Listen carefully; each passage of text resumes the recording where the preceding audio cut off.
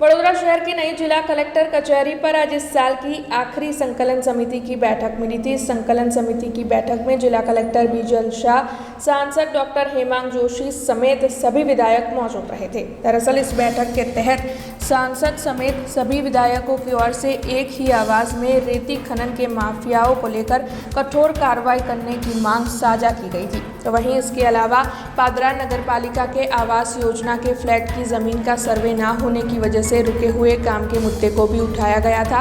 पादरा के विधायक चैतन्य सिंह जाला ने यह मुद्दा उठाया था और इस संकलन समिति की बैठक के तहत इस मुद्दे का समाधान भी हुआ था।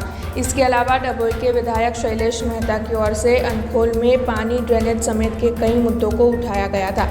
तो वहीं बील भाईली कलाली एरिया डेवलप तो हो चुका है, लेकिन वहां पर 66 जितने सबस्टेशन बनवाने हैं, इस मुद्दे को भी उनकी ओर से साझा किया गया था। इसके अलावा वाघोड़िया के विधायक धर्मेंद्र सिंह वाघेला की ओर से विभिन्न सोसाइटियों में पानी और ड्रेनेज की समस्या समेत के कई मुद्दों को उठाया गया था। विभिन्न विधायकों की ओर से विभिन्न मुद्दों को साझा किया गया था।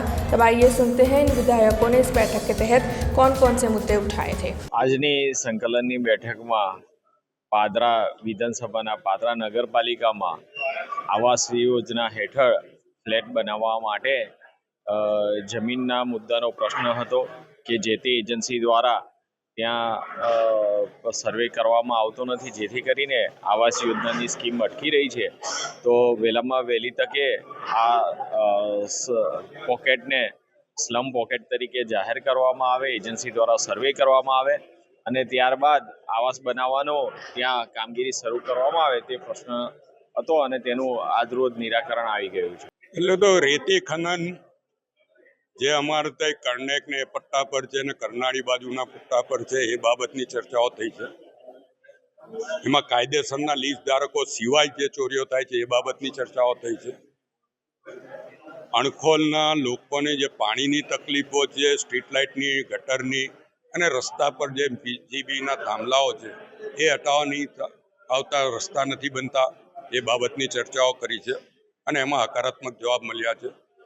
બીલ બાયલી કલાલી વિસ્તાર જે ડેવલપ જે ઝડપે થઈ રહ્યો છે ત્યાં 66 કેવી સબસ્ટેશન બનાવવા માટેની ઘણા વખતની માંગણી છે, પણ MGVCL ને જેટકો તરફથી એમાં જમીનના પૈસા હજુ સુધી ભરવામાં નથી આવતા, એટલે જમીન ફાળવવામાં નથી આવતી એ બાબતની પણ ચર્ચા થઈ છે।